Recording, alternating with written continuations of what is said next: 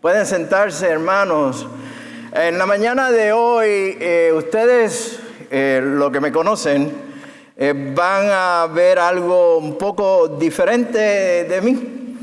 Y es que, de hecho, esta mañana estuve hablando con una persona y me decía, Pastor Rafi, hay algo que realmente admiro mucho de usted y es su gozo, su alegría, su buen sentido del humor,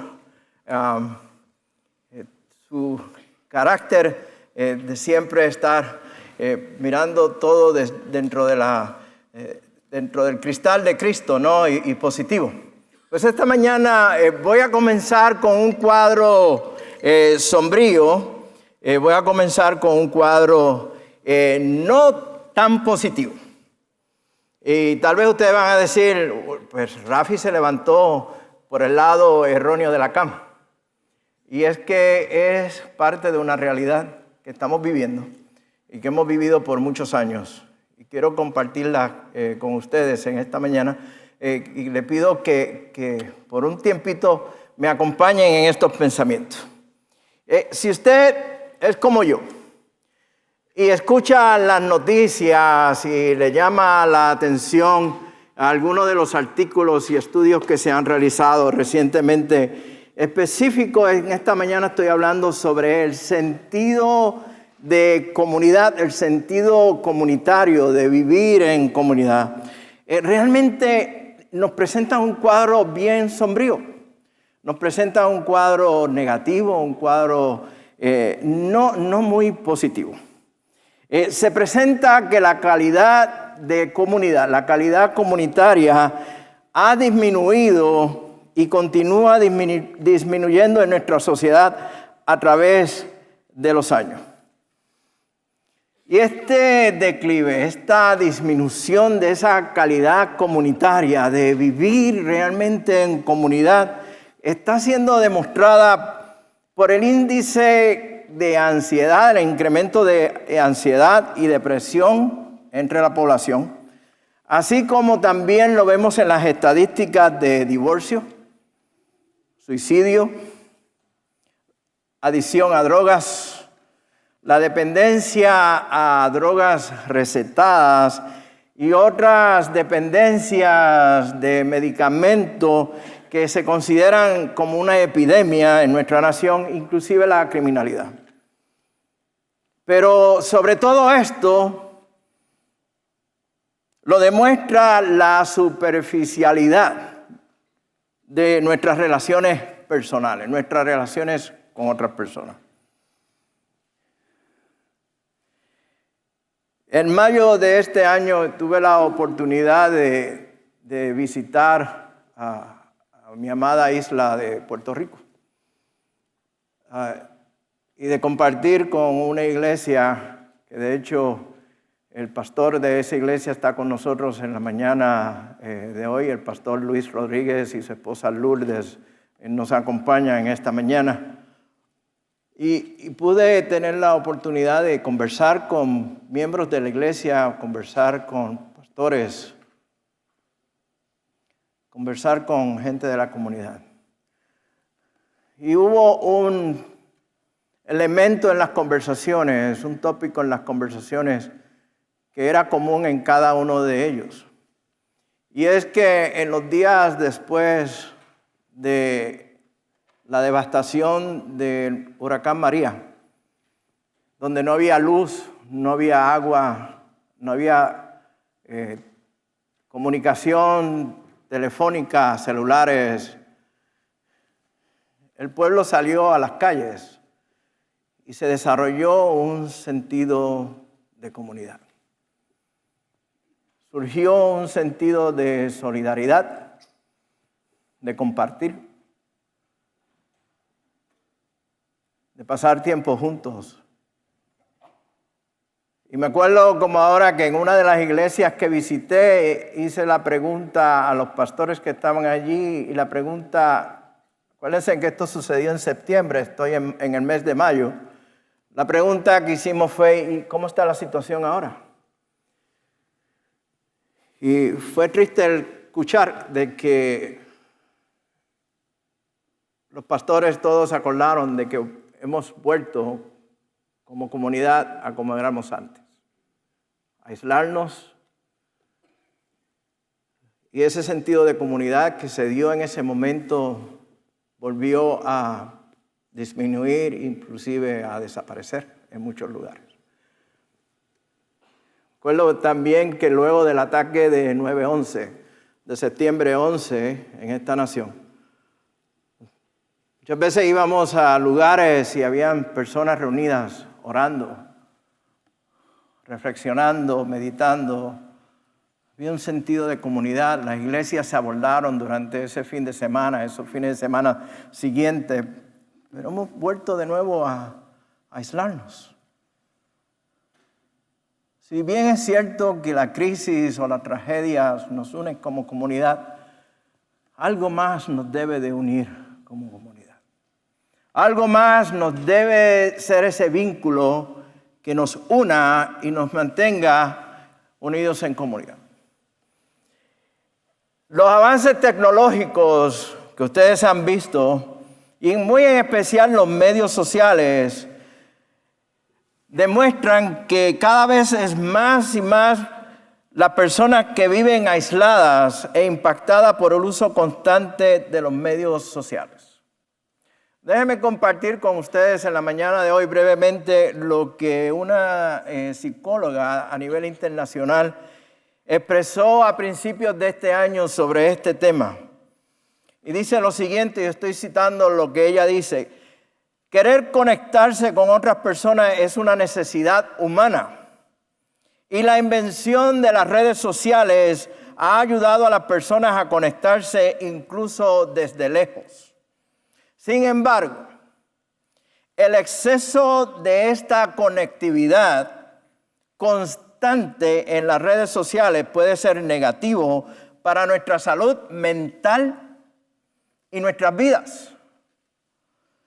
Sigue diciendo esta persona, esta psicóloga, lo siguiente: la presión de tener que estar siempre disponible o receptivo puede crear sentimientos abrumadores de ansiedad y puede hacer que te sientas como si estuvieses constantemente encendido, sin espacio ni tiempo para desconectarte y relajarte.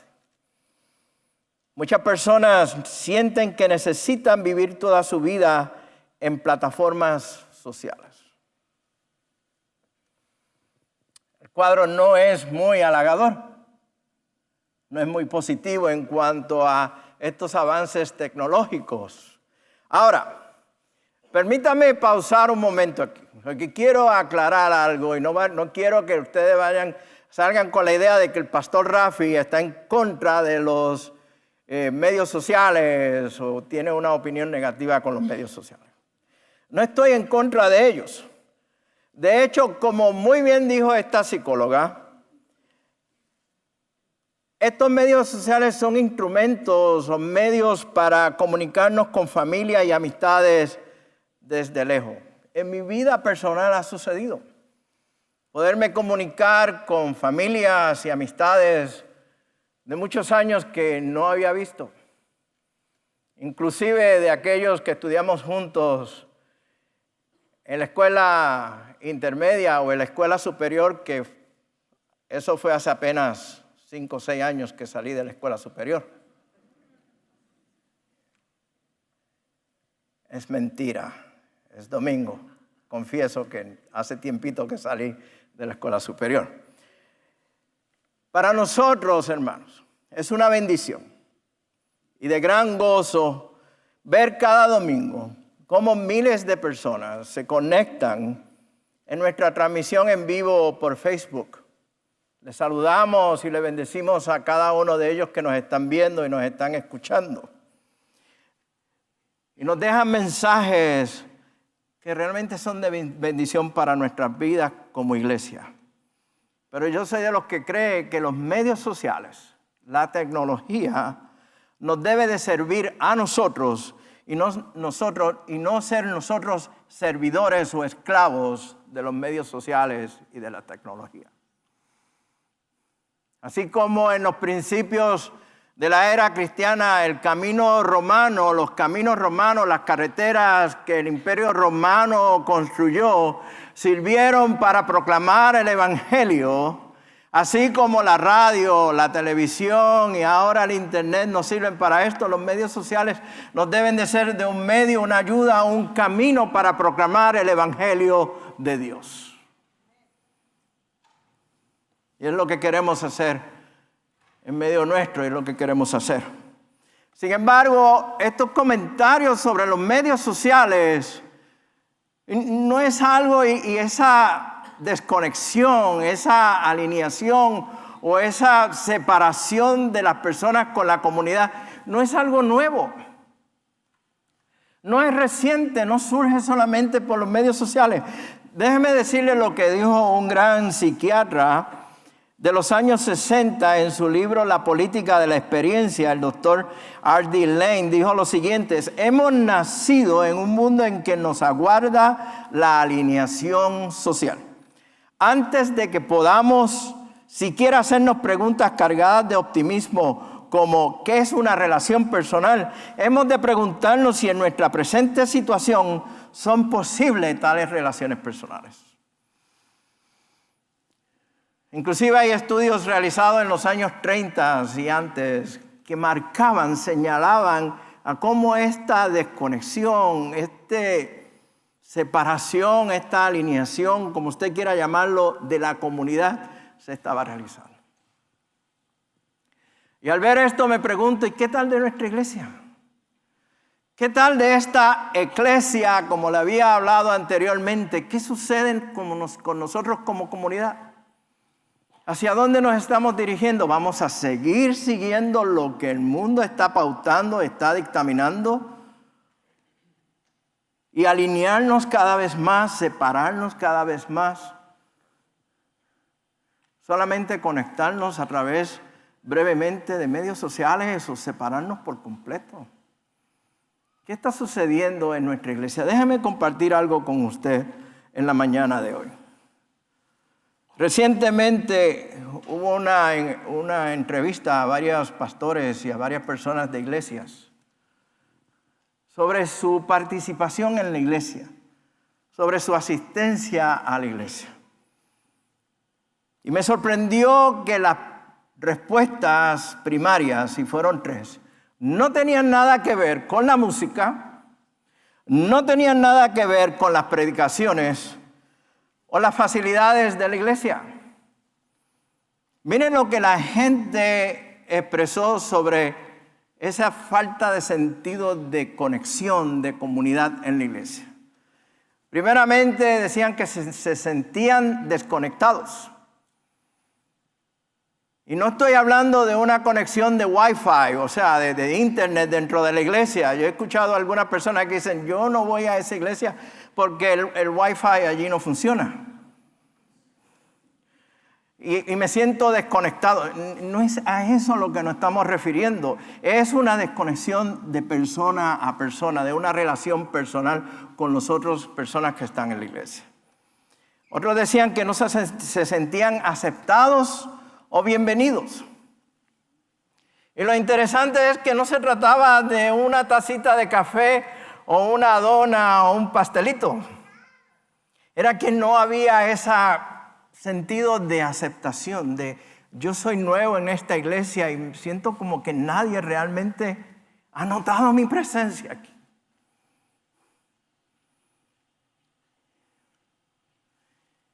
Desconectados y no se sentían aceptados. Y por último, indicaron que no estaban creciendo espiritualmente. Se sentían estancados en su vida espiritual, querían algo más, tenían un crecimiento espiritual aún mayor. Interesante, ¿no creen ustedes? Desconectados, no aceptados, no crecían espiritualmente.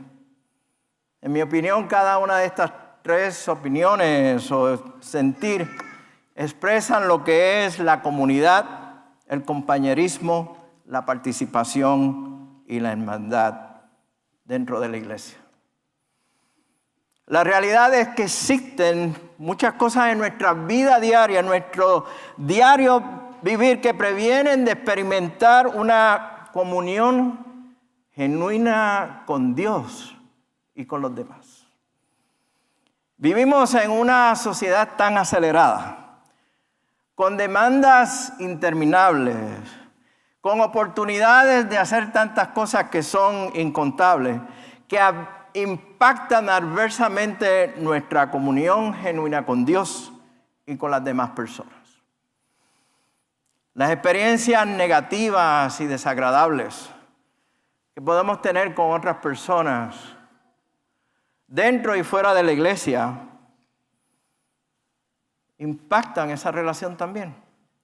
Nos alejan en vez de acercarnos. Y ante este cuadro tan sombrío, tan negativo que he presentado hasta ahora en la mañana de hoy, podemos llegar a una conclusión o a la conclusión de que realmente no hay esperanza. Si desde los años 30, en los 60 y en la actualidad se está presentando esta tendencia, pues aparentemente hay no esperanza. También podemos llegar a pensar que no necesitamos de vivir en comunidad, de la vida comunitaria que podemos nosotros experimentar como iglesia. No solamente los domingos en la mañana, pero también durante la semana en grupos pequeños o en grupos afines. Yo creo que hay esperanza. Yo estoy convencido de que hay esperanza. Y estoy convencido porque cuando en el momento en que nosotros pensamos que lo hemos perdido todo y Cristo llega a nuestras vidas, entonces lo tenemos todo. No necesitamos nada más. Y es Cristo quien nos da esa esperanza, es el Señor quien nos da esa esperanza en nuestras vidas y nos mueve a esta vida comunitaria. La vida en comunidad no se define como las cosas que han de ser logradas. Se trata más de lo que es el ser, de yo mismo, de mi ser, que el hacer. Esta vida en comunidad se logra a través de nuestra nueva identidad en Cristo y la obra del Espíritu Santo en nuestras vidas. La comunión con Dios y con otras personas es una profunda necesidad de cada uno de nosotros, de todos y cada uno de nosotros, aun cuando lo reconozcamos o no. Por lo tanto, si yo creo que hay esperanza, y yo estoy convencido de que hay esperanza, y como su pastor en esta mañana le afirmo que hay esperanza, y esa esperanza se encuentra en Cristo. Y esa esperanza se encuentra en la palabra de Dios. Y la podemos experimentar a través de lo que el Espíritu Santo hace en nuestras vidas. Y podemos instruirnos a través de lo que la Escritura nos dice. Y en nuestra adoración volvemos a la palabra de Dios. ¿Qué tal si vamos a la palabra de Dios en la mañana de hoy? Y vamos de nuevamente, como lo hemos hecho el domingo anterior, vamos a abrir el libro de Hechos, los Hechos de los Apóstoles, en el Nuevo Testamento, luego de los 3 evangelios, y vamos a ubicarnos nuevamente en el capítulo 2, los versículos del 42 al 47. Y tal vez algunos de ustedes que estuvieron el domingo pasado van a decir, aquí viene Rafi de nuevo con lo mismo. Aquí llegó el pastor Rafi de nuevo con el mismo mensaje. No, él no es el mismo. Le advierto que vengan el próximo domingo, porque me voy a estacionar en el mismo pasaje bíblico también. Pero voy a hablar de un tema diferente que encontramos en este pasaje. Y el versículo 42 al 47, para los que no tienen la Biblia, lo tienen en pantalla, dice lo siguiente: todos los creyentes se dedicaban a la enseñanza de los apóstoles. Hablamos de esto el domingo pasado. Pero miren lo que dice a continuación: a la comunión fraternal, a participar juntos en las comidas entre ellas, la cena del Señor, y a la oración. Un profundo temor reverente vino sobre todos ellos, y los apóstoles realizaban muchas señales milagrosas y maravillas. Todos Subrayen esa palabra si usted tiene una Biblia impresa. Dice, todos, no algunos o unos pocos, todos los creyentes se reunían en un mismo lugar y compartían todo lo que tenían. Vendían sus propiedades y posesiones y compartían el dinero con aquellos en necesidad. Adoraban juntos en el templo cada día. Se reunían en casas. ¿Vieron esa palabrita? Se reunían ¿en dónde? En casas. Grupos en casas. La iglesia no es, como dije, predicar hace par de domingos atrás, no es el lugar o la iglesia o el edificio, es donde se congregan las personas, ya sea en un edificio como este, en un templo o en las casas, para la cena del Señor, y compartían sus comidas con gran gozo y generosidad, todo el tiempo alabando a Dios y disfrutando de la buena voluntad de toda la gente.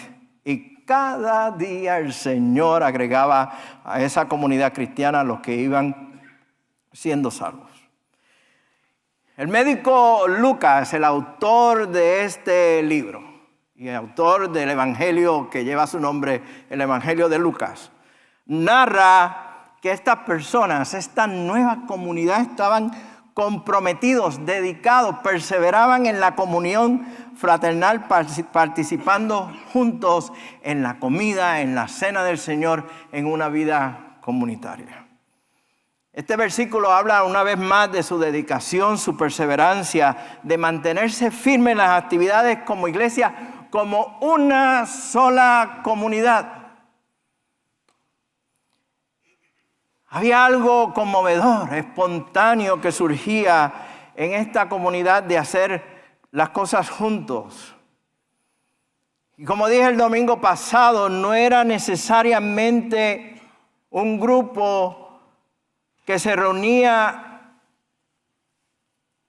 para ser espectadores, pero eran participantes de lo que estaba ocurriendo. Participaban en conjunto de lo que estaba ocurriendo. La iglesia, en sus principios, para ellos no era un lugar donde acudir los domingos solamente. Era una comunidad que formaba parte plena del entorno de sus vidas y con la que realmente se sentían entusiasmados, apasionados por lo que Dios estaba haciendo en sus vidas. Suena bonito, ¿verdad? Vivir en esa forma, en esa comunidad. Firmes en la enseñanza de los apóstoles, de la Escritura. Viviendo en comunidad, compartiendo las comidas, ayudando a los necesitados, viviendo con gozo, viviendo en oración. Pero como en la mañana de hoy, para la opinión de algunos de ustedes me levanté por el lado erróneo de la cama, déjeme decirles lo siguiente. ¿Ustedes han escuchado la expresión no todo es color de rosas? ¿Verdad que sí? No todo fue color de rosas en esa primera iglesia. De hecho, en los hechos, perdonando la redundancia, se nos enseña y se nos dice los dolores de cabezas y los problemas que tuvieron los pastores y los apóstoles luego con aquella primera iglesia. Lo que sucede es que, y no quiero que vayan a pensar mal de esto, lo que sucede es que muchas personas toman estos versículos, estos 5 o 6 versículos de su contexto bíblico, y lo utilizan como un pretexto para decir que la iglesia puede ser perfecta, que la iglesia debe de ser como se vivía en aquellos tiempos. Realmente no fue así. El doctor Justo González, en su maravillosa obra, y si a usted le gusta estudiar historia y quiere estudiar historia del cristianismo, le recomiendo esta obra, este escrito, este libro. Son 2 volúmenes al 120%. En su maravillosa obra Historia del Cristianismo nos dice lo siguiente: es un error común entre muchas personas el de idealizar la iglesia del Nuevo Testamento. La firmeza y la elocuencia de Pedro en el día de Pentecostés nos hace olvidar las dudas de Pedro y las vacilaciones en cuanto a qué debía hacerse con los gentiles que eran añadidos a la iglesia en aquel tiempo. Los problemas, dificultades. Voy a utilizar la palabra murmuraciones porque no quiero usar la palabra chismes que surgieron después. No faltaron para estos entusiasmados y apasionados pastores y apóstoles de esta primera iglesia. Y la realidad, hermano, y yo sé que los pastores que están aquí en la mañana de hoy, en algún momento dado pensaron de la misma forma. Muchos de nosotros los pastores y muchos de los líderes, inclusive de la iglesia, miembros de la iglesia, desean tener una iglesia perfecta. Y vamos a versículos de Hechos 2, 42, 47 para buscar esa iglesia perfecta. Soñamos con una iglesia donde la gente siempre llega a tiempo, llega temprano. Si el servicio comienza a las 10:45, ya a las 10:30 están todos sentaditos, bien bonitos, esperando para comenzar el servicio. Soñamos con una iglesia donde el grupo de adoración, que muy bien dirige nuestro pastor Iván, solamente cante los cánticos que a mí me gustan, los que nos gustan a nosotros, ¿no? Si no es el cántico que a mí me gusta, no se sintió el espíritu, esa iglesia es imperfecta, no está funcionando. Soñamos con una iglesia donde no hay murmuraciones. Una vez más, no quiero usar la palabra chismes. Donde no hay chismes. Donde no hay malentendidos. Donde los niños son muy bien educados y se portan divinamente bien, ni se escuchan. Están tranquilitos, sentaditos, escuchando al pastor Rafi o al pastor Ignacio y a predicar. Y prestan atención a la predicación.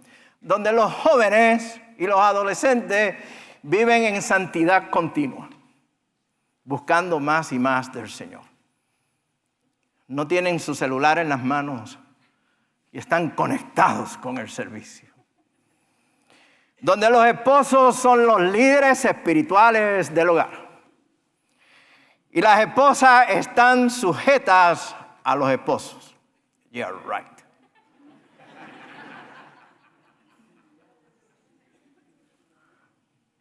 Las familias viven sin problemas. No hay ni uno. Esta iglesia la podríamos llamar como la primera iglesia utópica de Frisco. No existe. No existe. No todo es color de rosa. Hay rosas, pero hay espinas. Y nos cuesta trabajo mantener ese jardín de rosa. Lo mismo sucedió con esta primera iglesia. El pastor Chuck Swindoll nos dice que la primera iglesia era más pura, pero no perfecta. Hermanos y hermanas, ¿quieres saber más de la iglesia en aquellos tiempos? Continúe leyendo el libro de Hechos y vaya al capítulo 6. Y allí se va a topar con un chisme de las viudas y de aquellos que dieron quejas porque las viudas estaban siendo desatendidas. Y cómo los apóstoles tuvieron que trabajar y mediar ante esta situación. Continúen leyendo. ¿Quieren saber más? Lea Corintios. ¿Usted quiere ver una iglesia con problemas? ¿Con dificultades? Léase la carta de Corintios. Miren, no se detenga a leer Corintios 13, donde habla del amor y todo lo bonito del amor. Lea la carta completita. Para que usted vea que dentro de ese amor que habla Pablo, habían dolores de cabeza y habían problemas serios. Siempre dije al principio, cuando comencé a caminar en el Señor y aprender más de la Escritura, que yo quería estar en la iglesia de Corinto y que Santiago fuese mi pastor, para que realmente sentir de verdad lo que es el pueblo de Dios somos nosotros en comunión. ¿Usted quiere saber más de la iglesia de aquel tiempo? Mire lo que le dice Pablo a la iglesia de Gálatas. Estoy leyendo la versión Nueva Traducción Viviente. Hay Gálatas tontos. ¿Quién los ha hechizado? Los llama tontos. Pablo.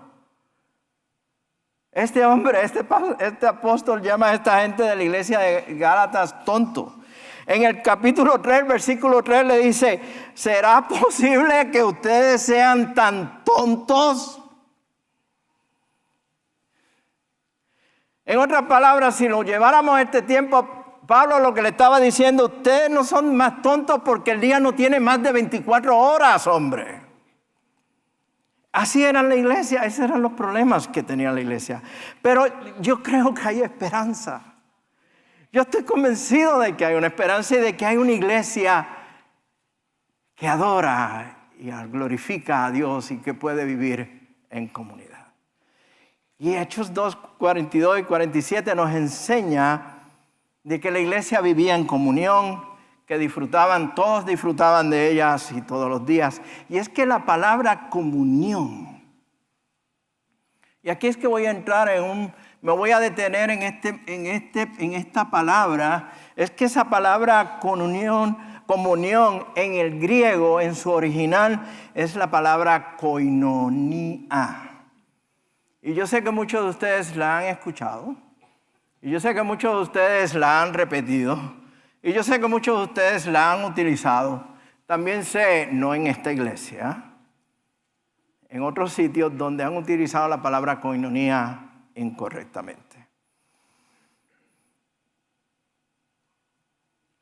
Es realmente el Espíritu Santo quien produce en la iglesia, hermanos, esta comunión, esta koinonia, que le da sentido a la iglesia y la distingue de cualquier otra organización sobre la faz de la tierra.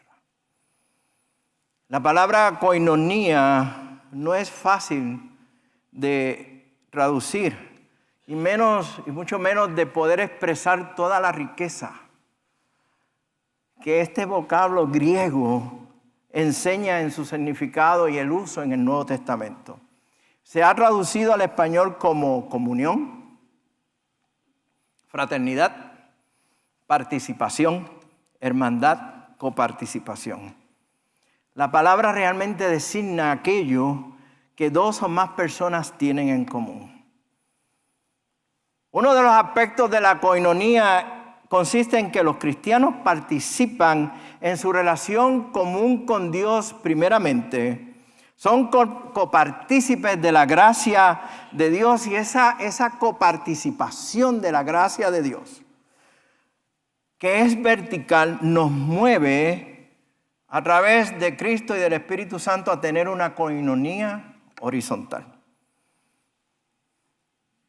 El amor de los unos por los otros debe ser la marca distintiva de la iglesia. Los creyentes, los cristianos, sellados por el Espíritu Santo, invadidos su vida por Cristo, deben de perdonar, servir, amar, instruir, amonestar, celebrar y llorar unos con otros. En el Nuevo Testamento, esta palabra koinonia describe por sobre todas las cosas la vida compartida en Cristo.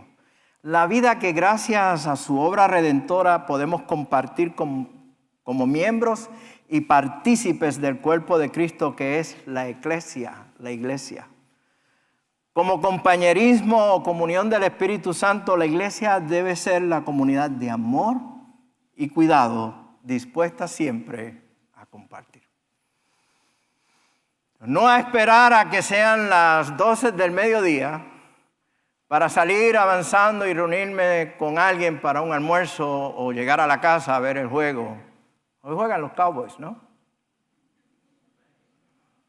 Ok. Para ir a ver un juego o a ver un partido o hacer otras cosas es tener ese tiempo para compartir, para conectarnos. Distingue la iglesia. La koinonía o esta comunión cristiana no es abrazar la fe evangélica pensando que bajo una sola denominación religiosa nos hace estar en comunión unos con otros, pero nos separa de los demás. No es congregarnos en un lugar o un templo o salón de adoración, porque aun cuando nosotros nos reunimos como creyentes, esa reunión debe de ser más que una simple congregación, debe de ser una participación genuina entre unos y los otros.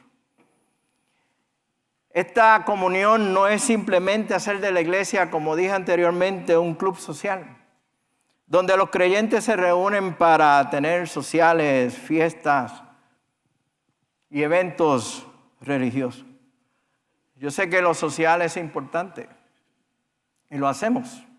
Lo llamamos convivio y lo disfruto, me gusta mucho, pero eso no es necesariamente la definición de comunión o koinonía.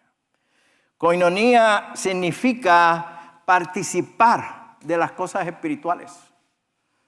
Significa compartir con aquellos que están necesitados. Ayudar a los débiles en la fe. Responder a los que tienen necesidades sociales en la comunidad. Confraternizar una congregación con otra. Antes de salir para acá en la mañana de hoy estaba debatiendo si me ponía una playera, una camiseta indicativa de una celebración que vamos a tener el 14 de octubre de este año. Nuestro aniversario número 20 de la iglesia en general. No sé si ustedes vieron al pastor Iván que la está utilizando. Pastor, ¿puede pararse de pie y modelar un momentito para nosotros? Te voy a poner en el spotlight aquí. A eso. ¿La ven? 2018, nuestro aniversario número 20, 2018. Estaba debatiendo, ¿me la pongo, no me la pongo, me la pongo? No sé, luego leí un correo electrónico que decía, si usted va a predicar, no se la ponga. Pero ya me verán. Lo que quiero decir con esto es que nosotros como congregación, como iglesia hispana, el 14 de octubre, y estoy haciendo un anuncio aquí, vamos a unirnos como una sola iglesia, junto con la iglesia americana, y tener esta gran celebración. Una verdadera koinonía. Primeramente en un servicio de adoración, glorificando y alabando al Señor, escuchando la palabra, y luego con una serie de eventos y actividades que van a ocurrir durante esa mañana. Imagínense que van a poner a los pastores a jugar béisbol, pelota, con un equipo de pequeñas ligas, y ya nos dijeron que nos iban a dar una pela increíble. Yo no pienso jugar si voy a perder. No, ahí estaremos. Es koinonía. Es unirnos a otra iglesia, a la congregación, como una sola iglesia. Los signos de la verdadera koinonía cristiana es tener amor fraternal los unos por los otros. Es sobrellevarse fraternalmente. ¿Y cuán difícil es soportarnos los unos a los otros, no? Ay, cuando fulanito me cae tan pesado, o el perfume que tiene fulanita, no sé dónde lo compró, pero no me gusta. O mira cómo se maquilla esta, o cómo viste aquel. No, vamos a ver más allá de lo exterior. Y vamos a soportarnos, vamos a sobrellevarnos los unos a los otros y compartir fraternalmente. Es una unidad fraternal. Entonces mi pregunta es, ¿cómo alcanzamos esa koinonía? ¿Cómo alcanzamos esa comunión? Hermano, primeramente, esto no es un esfuerzo nuestro. El Espíritu Santo es quien produce en la iglesia la comunión que le da sentido. Por sobre todas las cosas, la iglesia es la comunión en el Espíritu Santo de Dios. En sus palabras de bendición final, a la iglesia en Roma, en la segunda carta a los Corintios, en la segunda carta a la iglesia en Corintios, Pablo le dice a la iglesia lo siguiente, que la gracia del Señor, el amor de Dios y la comunión, la koinonía del Espíritu Santo sean con todos y cada uno de ustedes. Aquí Pablo pone al mismo nivel, eleva al mismo nivel el amor de Dios, la gracia de Cristo y esa comunión en el Espíritu Santo la lleva al mismo nivel. Porque es en el Espíritu Santo que recibimos esa comunión. Significa que todos participamos del mismo Espíritu, pero también el Espíritu nos hace partícipes a todos y cada uno de nosotros de la vida de Dios en la comunión que tenemos como iglesia. La iglesia es la comunión de muchos en un solo cuerpo, que es la iglesia. Es una comunión dada por Dios. Es el don de Dios. No es el esfuerzo nuestro, hermanos. Muchas veces nosotros tratamos de hacer cosas en busca de esa comunión y vemos que fallamos porque no está fundamentada ni está centrada en Dios. Es imposible para el ser humano producir siquiera algo parecido a lo que la verdadera koinonía del Espíritu es. Esto es un don de Dios que a veces ni merecemos, como no merecemos la gracia de Dios. Y muy parecido a la unión que está en Cristo a través del Padre. El agente activo de esta entrega de comunión al cuerpo de Cristo es en el Espíritu Santo. Y esta koinonía, esta comunión, crea comunidad. Y no se trata de una organización, no se trata de una confraternidad cualquiera. El mundo está lleno de asociaciones de seres humanos con los más altos y nobles ideales. En los pasados años tuve la oportunidad de dirigir y presidir algunas de estas organizaciones con unos propósitos, unos objetivos ideales. Pero la iglesia es más allá que eso. La iglesia como comunidad de personas está creada por el Espíritu Santo en Cristo Jesús para glorificar y adorar a Dios. Estas personas viven y expresan la dinámica de su relación horizontal debido a la dinámica de su relación vertical con Jesucristo como su Señor y Salvador. Esta realidad es la que da cuenta de la condición única de esta comunidad humana, en la que ya no hay barreras de separación y todas las diferencias entre nosotros se borran. Ya no hay lugar para muros, paredes de enemistad. Pablo a la iglesia de Éfeso le decía lo siguiente: pues Cristo mismo nos ha traído la paz.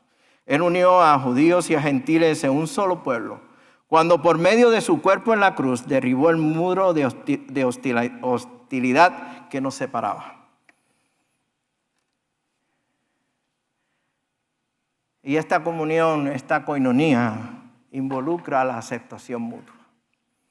La única manera que es posible, hermanos, aceptar a otro en el cuerpo de Cristo es por medio de esta comunión que opera en el Espíritu Santo.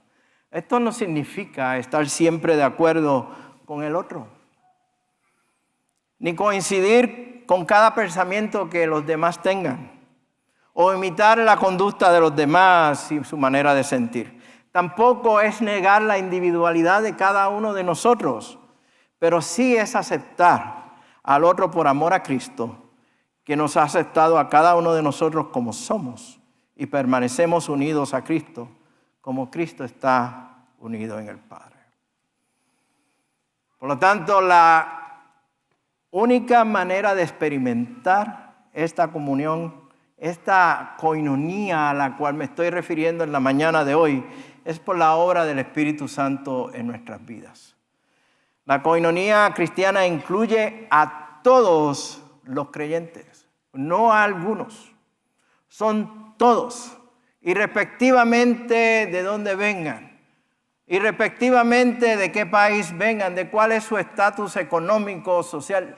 Incluye a todos y cada uno de los creyentes. Lucas señala bien claro cuando dice todos los creyentes. No había distinción de persona, pues esta comunión, esta coinonía estaba disponible para todos y se expresaba en todos, pero no era obligada, no era forzada. La comunidad cristiana mantiene a los creyentes juntos. Esta coinonía mantiene a cada uno de los creyentes juntos, mantiene a la iglesia juntas, en un solo espíritu, en una sola iglesia. Sostiene la unidad. No es que crea la unidad, la sostiene. La unidad ya está dada a través de Cristo en el Padre. Y sostiene esa unidad en medio de la diversidad. Creo que fue el domingo pasado, el domingo anterior, que hice un pequeño ejercicio. Y le pedí a todos y cada uno de ustedes que miraran al que está alrededor suyo, al que está al lado suyo. ¿Se acuerdan? Y les dije, mire bien claramente, miren fielmente al que está a su lado. Somos de diferentes países. Creo que tenemos 17 países representados aquí hispanos. Todos hablamos español. Bueno, yo espero que hablamos español. Sin embargo, hay muchas veces que no nos entendemos. En esta semana alguien me dijo, pastor, no solamente usted debe de enviar el manuscrito para que sea traducido al inglés, pero para que sea traducido del español puertorriqueño a un verdadero español.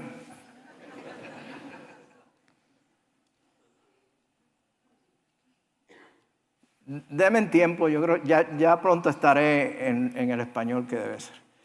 Pero de vez en cuando se me sale una puertorriqueñidad.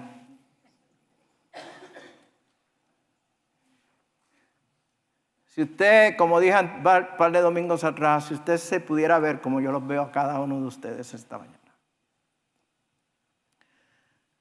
Y en mi corazón pastoral los veo a cada uno de ustedes.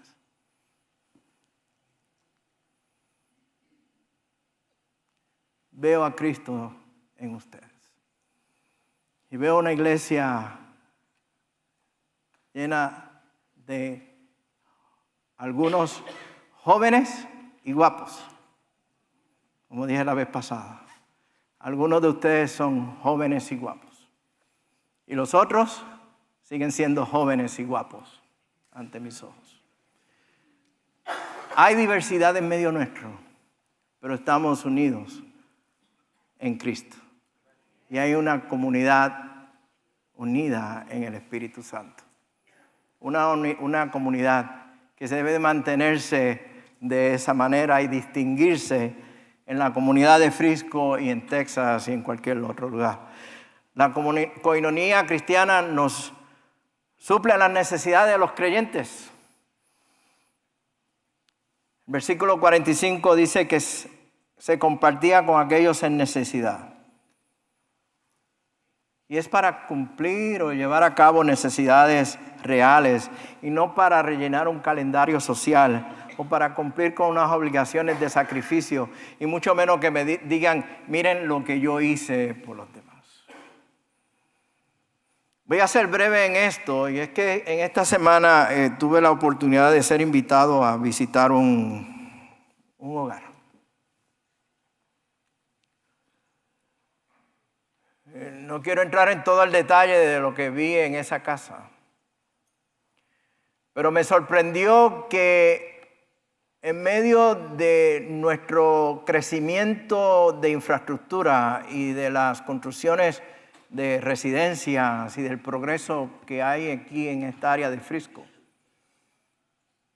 ver una familia que vive en las condiciones en que vive esta familia.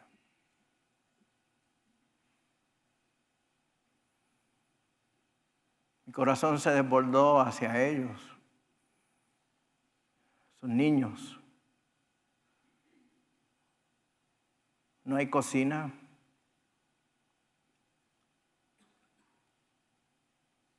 Hay 2 baños que funcionan a medias cada uno. Piso en cemento. Huecos en las paredes, debajo de las puertas, donde animales, ratas, culebras pueden entrar. Necesidades reales en medio nuestro, que la iglesia, voluntarios pueden también ayudar. Alguien dijo en una ocasión, y estoy por concluir, lo siguiente: que la cantina, la barra, el bar del barrio es posiblemente la mejor falsificación que hay de la comunión que Cristo quiere darle a su iglesia. Voy a repetir para que no me malinterprete. La cantina o la barra o el bar del barrio es posible la mejor falsificación que hay de la comunión que Cristo quiere darle a su iglesia. Es una imitación dispensando licor en vez de gracia, una escapatoria en vez de la realidad, pero es permisiva, tolerante e incluyente. Nada le asusta, es democrática. Uno puede contarle secretos a los demás y por lo general nadie se los cuenta a otro, ni siquiera quiere hacerlo, tal vez se lo olvidaron después de las cervezas que se dieron. La cantina prospera no porque la mayoría de las personas sean alcohólicas, sino porque Dios ha puesto en el corazón del hombre el deseo de conocer y de ser conocido, de amar y ser amado. Y tantos buscan esa falsificación por el precio de un par de cervezas o unas tequilas. De todo corazón pienso que Cristo desea que su iglesia sea inmovible, dedicada a la comunión, al compañerismo, a la participación, donde las personas puedan acudir y decir: estoy hundido, estoy destrozado, estoy acabado, y no ser rechazados porque son diferentes a nosotros. Antes de concluir, quiero pedirle al grupo de adoración que pase al frente, y quiero concluir con este pensamiento para ustedes, mientras que el grupo de adoración pasa. Hablé de que al principio hablé de que nosotros como pastores y los líderes eclesiales muchas veces pensamos en tener la iglesia perfecta. Soñamos con ellas. Hay veces que hacemos el comentario de que el pastorado, el ministerio